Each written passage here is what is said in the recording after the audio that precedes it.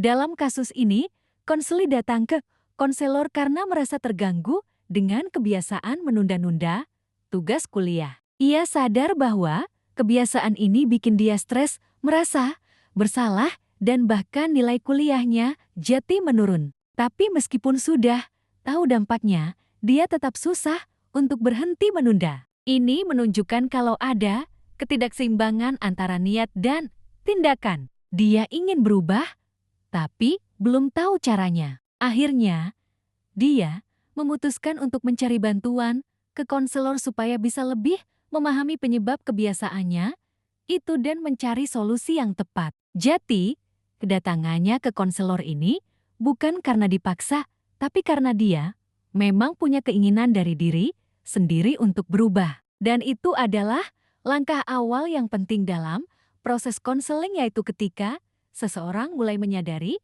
masalahnya dan siap untuk memperbaikinya. Halo, perkenalkan, saya Cindy Marcella, NPM 235.034. Saya di sini berperan sebagai moderator. Halo, perkenalkan nama saya Ana Yuramawati, NPM 235.050. Di sini saya berperan sebagai konseling. Halo, perkenalkan nama saya Anissa Tion Risneni. Di sini saya sebagai konseling. Assalamualaikum warahmatullahi wabarakatuh. Halo semuanya, selamat datang di video simulasi konseling perilaku. Dalam video ini kita akan menyaksikan proses konseling yang berfokus pada perubahan perilaku maladaptif yang cukup sering terjadi di kalangan mahasiswa, yaitu prokrastinasi akademik atau kebiasaan menunda-nunda tugas. Mengapa prokrastinasi akademik itu termasuk perilaku maladaptif? Karena secara sederhana, perilaku maladaptif adalah perilaku yang menghambat kemampuan seseorang untuk menyesuaikan diri secara sehat terhadap tuntunan lingkungan atau situasi hidup. Artinya, meskipun seseorang mungkin merasa nyaman dengan perilaku tersebut dalam jangka pendek, maka dampak jangka panjangnya justru akan merugikan. Nah, prokrastinasi akademik adalah contoh nyata dari perilaku ini. Mahasiswa yang menunda-nunda mengerjakan tugas biasanya akan merasa tertekan menjelang tenggat waktu, menyelesaikan tugas dalam kondisi terburu-buru hingga menghasilkan kualitas pekerjaan yang kurang maksimal. Lebih jauh, kebiasaan ini akan bisa mengganggu kesehatan mental seperti meningkatkan stres, rasa bersalah, dan bahkan penurunan kepercayaan diri. Meskipun banyak mahasiswa yang sadar bahwa mereka menunda, mereka tetap kesulitan mengubah perilaku ini. Itulah mengapa intervensi konseling perilaku sangat diperlukan untuk membantu klien mengenali pola perilakunya, menetapkan tujuan perubahan, dan mengembangkan strategi nyata agar perilaku tersebut bisa berubah secara bertahap. Dalam simulasi ini akan ditampilkan proses konseling secara utuh, mulai dari tahap pembukaan, asesmen, penetapan tujuan, implementasi teknik perubahan, hingga tahap evaluasi dan pengakhiran. Proses ini bukan hanya membantu klien mengatasi masalahnya, tetapi juga menjunjung tinggi kode etik konseling, seperti menjaga kerahasiaan, membangun hubungan profesional, dan menghormati hak klien untuk menentukan arah hidupnya sendiri. Oke, tanpa berlama-lama lagi, mari kita saksikan bersama simulasi konseling perilaku dengan kasus prokrastinasi akademik ini. Selamat menyimak atau menyaksikan.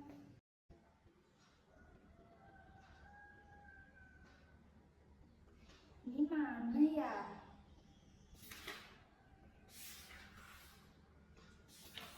Banyak banget. Bingung aku. Ya berapa sih? Oh, jam 11. aja kali ya. Deadline-nya masih jam 3 juga.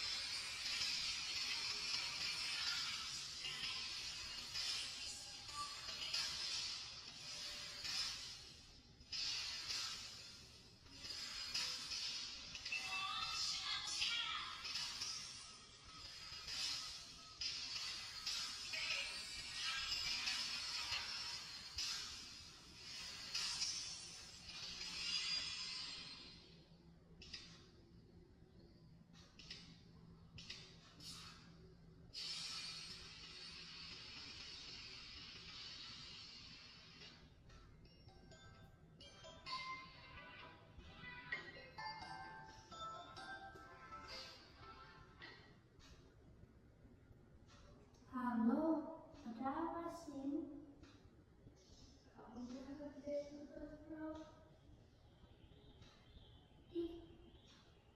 Iya, tugasnya jam berapa ini? Aku lupa.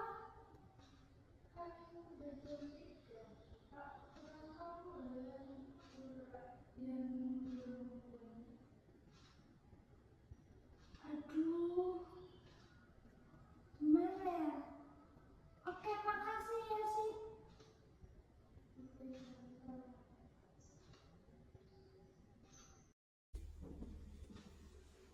Halo Mbak, silakan duduk. Baik. Silakan diminum dulu. Dari mana Mbak? Dari Wonogiri, Mbak. Wonogiri. Iya. Wonogiri sama kalau ke sore itu berapa menit? Itu 1 jam. 1 jam. Oh, naik motor. Iya. Oke. Selamat pagi ya Mbak. Selamat datang. Terima kasih sudah datang di sini. Boleh saya tahu nama lengkapnya siapa? Perkenalkan, nama saya Ana Iramawati. Terus saya mahasiswa semester 4, Mbak. Oh, terima kasih ya Kak Ana. Boleh saya Kak Anissa sebagai konselormu. Sebelum kita mulai, saya ingin menjelaskan dulu beberapa hal penting terkait konseling yang bersifat rahasia ya Mbak. Jadi apa yang kita bicarakan di sini tidak akan saya sampaikan ke siapapun tanpa izin kakaknya. Nah, kakak juga bebas mengakhiri sesi kapan saja jika merasa tidak nyaman. Selain itu, hubungan kita di sini bersifat profesional ya Kak, dan berdasarkan kesepakatan kerjasama. Apakah kakak bersedia melanjutkan konseling ini? Iya, Kak, saya bersedia. Oke, baiklah. Saya juga akan mencatat beberapa hal penting untuk membantu proses konseling. Apakah kakak setuju? Boleh, Kak? Boleh, terima kasih. Sekarang mari kita mulai sesi hari ini ya kakak.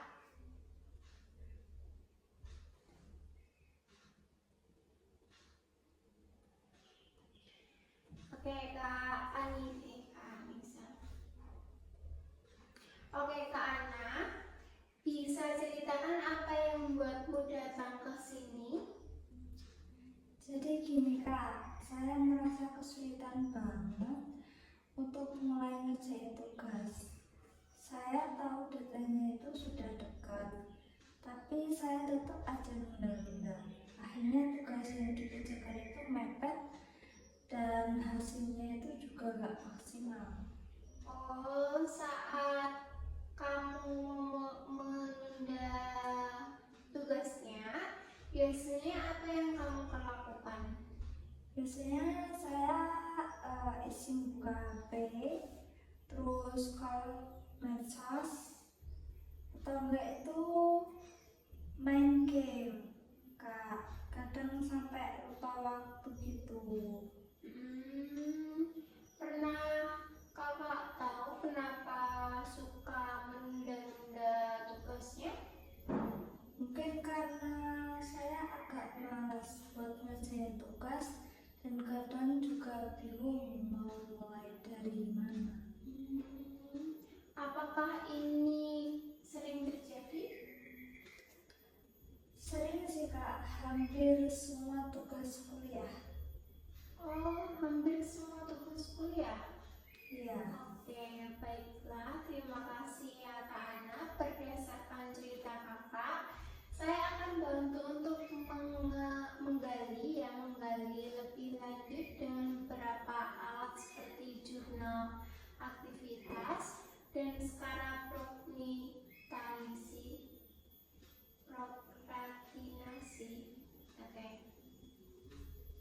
Seperti jurnal aktivitas dan skala prokrastinasi, ini akan membantu kita melihat pola dan intensitas perilaku menunda-nunda. Bagaimana Kak? Siap Kak. Oke, boleh. Sebentar ya Kak.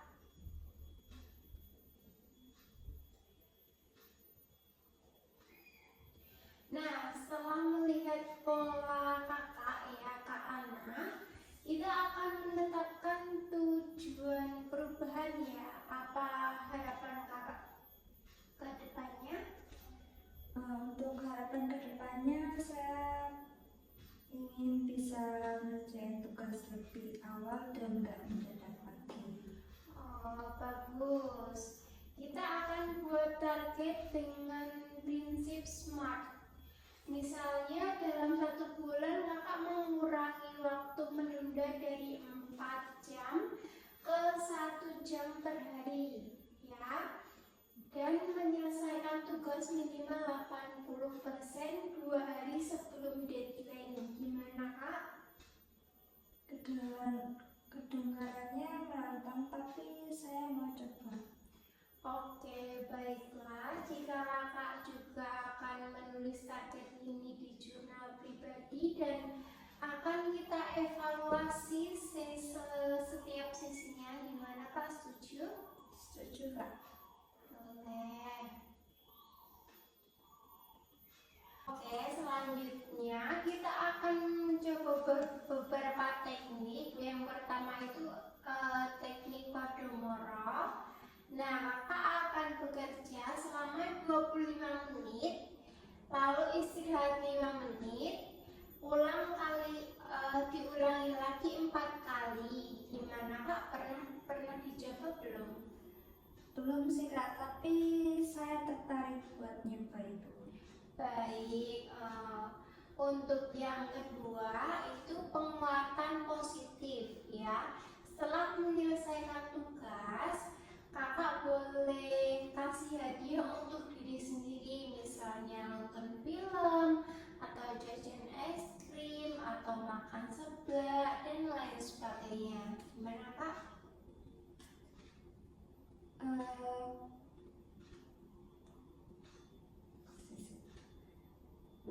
Oh iya Kak, seru juga itu Kak.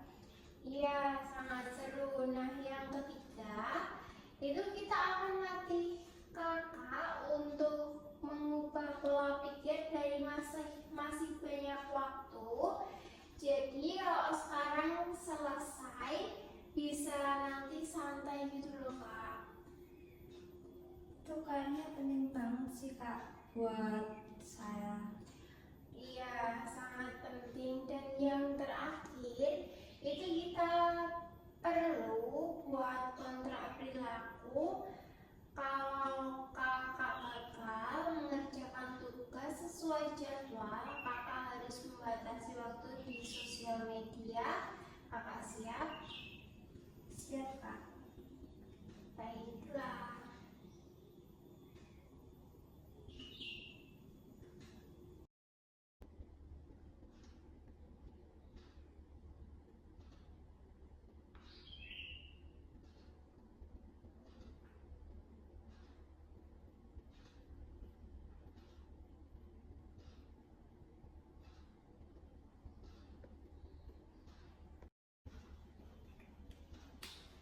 Akhirnya selesai juga tugasku. Nah, sekarang kan aku udah janji sama diri aku sendiri buat ngerjain tugas lebih awal. Gimana ya kalau habis ini self reward beli sebelah ngajak Cindy, asik juga kayaknya.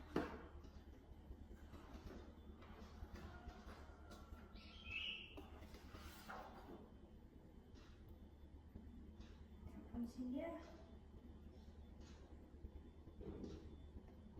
Halo Sin, Halo Am, gimana tugasmu udah selesai belum? belum nih. Kamu udah selesai? Iya nih, aku udah selesai. Sekarang kan aku udah janji sama diri aku sendiri buat ngerjain tugas lebih awal. Wah, hebat kamu. Gimana kalau habis ini kita keluar? Boleh juga. Kemana enaknya? Beli sebelah self reward kita. Oke, aku siap-siap dulu ya. Oke.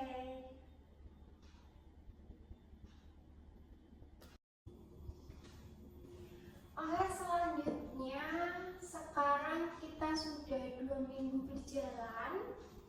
Bagaimana progresmu? Lumayan sih Kak, saya udah bisa mulai mengerjakan tugas lebih awal, walaupun kadang itu masih kebawa malas. Oke, saya lihat dari jurnal kamu itu ada peningkatan konsistensi ya. Hasil skala prokrastinasimu juga menurun. Seneng dengarnya Kak, saya jadi lebih pede ngerjain tugas. Baik. Sangat bagus ya Kakak Ana ya. Kak Ana, apakah Kakak siap untuk lanjut mandiri atau mau tambah sesi? Untuk sekarang saya mau coba mandiri dulu, tapi kalau nanti kesulitan saya akan menghubungi kakaknya lagi. Baik, saya bangga dengan progresmu Kak Ana ya. Terima kasih ya Kak telah bekerja sama dengan baik. Baik, terima kasih.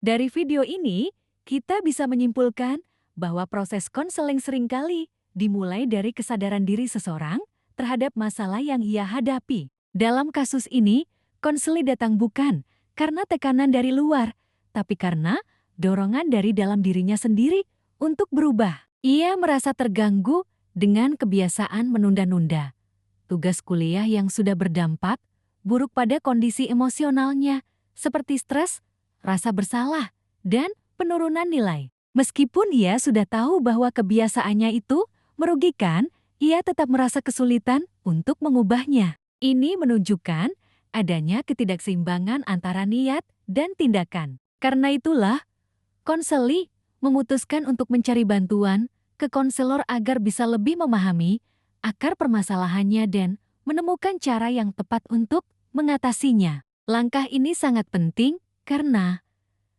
dalam proses konseling, keberhasilan seringkali dimulai dari kemauan individu untuk terbuka, menyadari masalah, dan siap melakukan perubahan secara perlahan namun konsisten.